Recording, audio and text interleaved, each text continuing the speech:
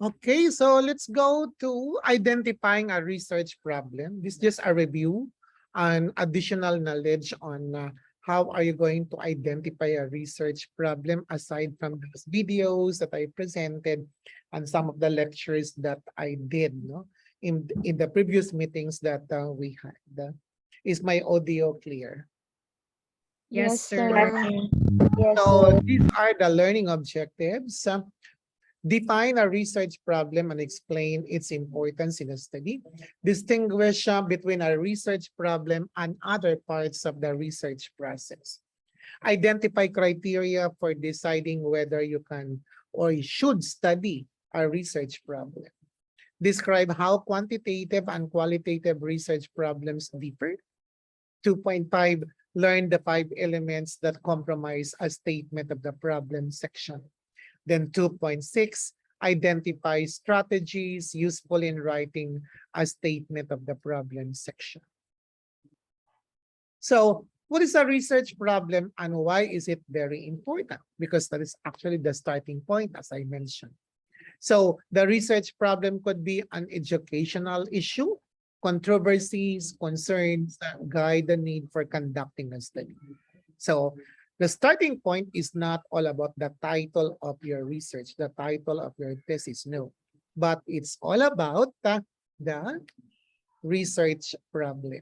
And that research problem must be in terms of educational issues, controversies, concerns, guide the need for conducting a study. So basically, without this, you could not be able to finish a certain research. What is a research problem and why is it important as part of the continuation of the previous slide? Locating the research problem. What is the issue or problem? What controversy leads to the need for a study? What concern is being addressed behind the study? Is there a sentence such as the problem being addressed in the study is?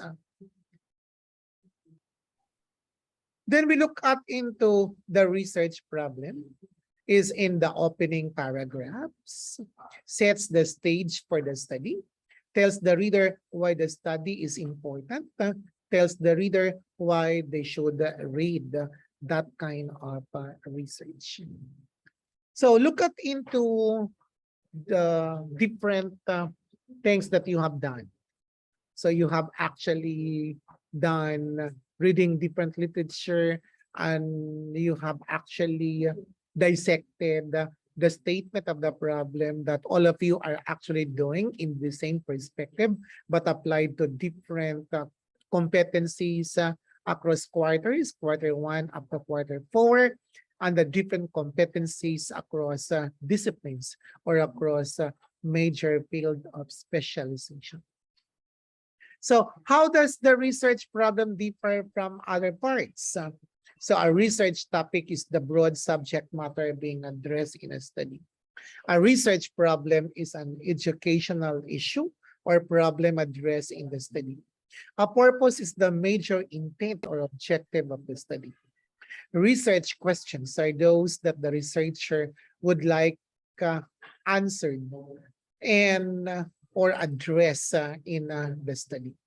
But take note, not all of these are parts of a certain thesis. No, in our case, in the format that we have at NORSU, we only make use of research questions or the research problem. In some cases, in some formats, they have the research purpose or the research purposes. And in some formats, the research objective or the research objectives. So figure 2.1. Do you see figure 2.1? Yes, sir. Yes, sir. Yes. So figure 2.1 is distinguishing among the topic, problem, purpose, and research question. So we have there. We have here topic, distance learning. What is the research problem? Lack of students enrolled in online classes. What is the purpose statement? To study why students do not enroll in online classes at a community college. What is the research question? Does the use of internet deter students from enrolling in classes? So these are actually stating from general to specific process. No? So take note of that. Look at the pattern on how are you going to look at that kind of perspective. No? So topic distance learning, research problem, lack of students enrolled in online classes, the purpose statement to study why students do not enroll in online classes at a community college. Research question. Does the use of internet deter students from enrolling in class? Can and should problems be researched? Can you study the problem? Do you have access to people and sites?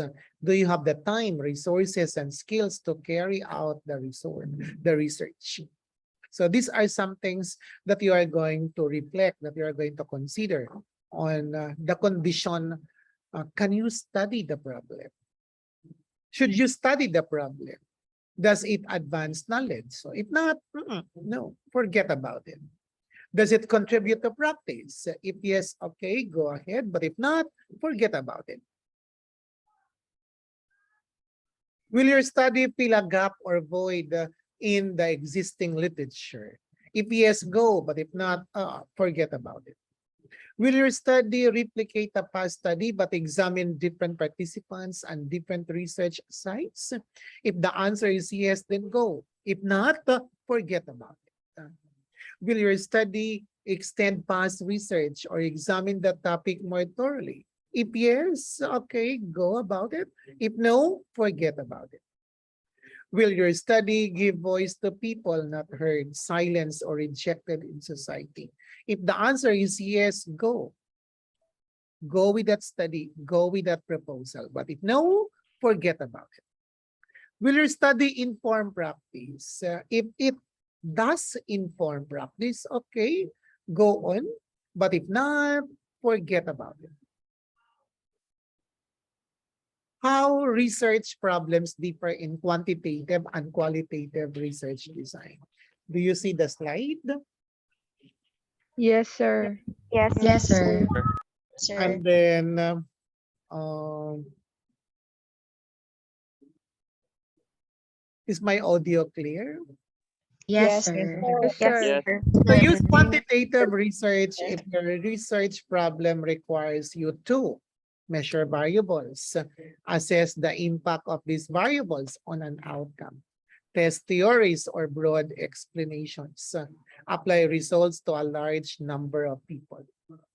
Use qualitative research if your research problem requires you to, number one, learn about the views of the people you plan to study, assess a process over time, generate theories based on participant perspectives, obtain detailed information about a few people or research sites. So take note of those. We look at on how do you write a statement of the problem section. So we have the flow of ideas, no, as presented in the figure. So do you see that figure? Do you see that chart? Yes, Yes, sir. Yes, sir. sir. Yes, sir. So the topic is actually the subject matter. The research problem is a concern, a problem, something that needs a solution. Justification for the problem. You need to justify the problem. And that must be found in the introduction. You must justify. Why are you going to undergo that study? Because if you're not able to justify that on it, I would say, no, that does not make sense. But if you're able to justify that one, then that's the reason that the professor, the panel will say, okay, go. You can actually go with that proposal. So your second assignment, I want you to read the introduction. The introduction about problems encountered. You have a copy of that, no? You have a copy. There is what we call there an article in my Google Scholar published articles. I guess all of you have uploaded that one, downloaded that one in your own gadget. Did you? Yes, sir. Okay. Yes, sir. So under difficulties encountered, blah, blah, blah. Then try to look at the introduction and try to locate if there is a justification for that. And then deficiencies in the evidence. Is this body of evidence what is missing? What do we need to know more about? That must be found in the introduction. That must be found in the introduction. And then audience that will benefit. How will addressing what we need to know help researchers, educators, policymakers, individuals, such as those in the study, so forth and so on. So all of these actually must be found in the introduction. Aside from we have the statement of the problem, but you must be able to have all of these ideas in the introduction. So your second assignment, I want you to look at into the introduction or the rationale of the study in that research article, difficulties encountered by Charles Dimalig, myself, and the other authors in the article. Look at that introduction. I want you to download that one and then try to find out if all of these topic, research problem, justification for the problem, deficiencies in the evidence, audiences that will benefit are found in that introduction. That is your second assignment. And then you are going to have it written on, you are going to print the introduction, and all of this must be handwritten in bond papers that will be attached right after the introduction. Is that clear to everyone? Yes, sir. Yes, sir. Yes, sir. Yes, sir. So next, how do you write a statement of the problem? Continuation on the topic is introduced in the first paragraph. No? So includes the general subject matter, must be introduced with general ideas so that the reader can relate to it. Still on the topic, functions of the narrative hook causes the reader to pay attention, elicits an emotional or attitudinal responses from the reader, causes the reader to continue reading.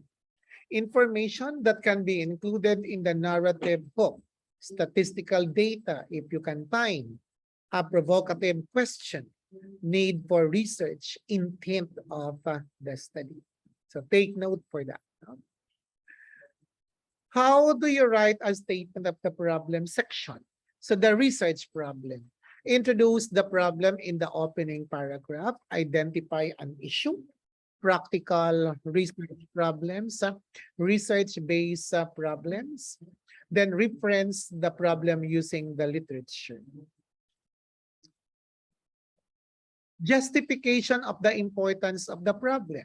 So justification based on what other researchers have found, justification based on your workplace or personal experiences, justification based on the experiences others have had in the workplace. Deficiencies in what we know. Past research or experience not adequate. Need to extend research, replicate, explore, lift voices of marginalized people. Add to practice. Identify 2 or 3 deficiencies. In terms of audiences, so we have the audience. Ask the following question. Who will profit from reading my study? So that's part of the significance of the study. Other researchers, practitioners, policymakers, participant groups, parents, administrators, so forth and so on. What are some strategies for writing the statement of the problem section? Include 1 paragraph for each of the 5. Write the section in order. Develop the flow of ideas. So we have example of the flow of ideas in the problem statement. So topic. So parents' role in promoting access to college. Problem, need for better access for students of color. We have justification for research problem. Past literature has documented poor attendance, deficiencies in the evidence, need to evaluate how parents can promote access.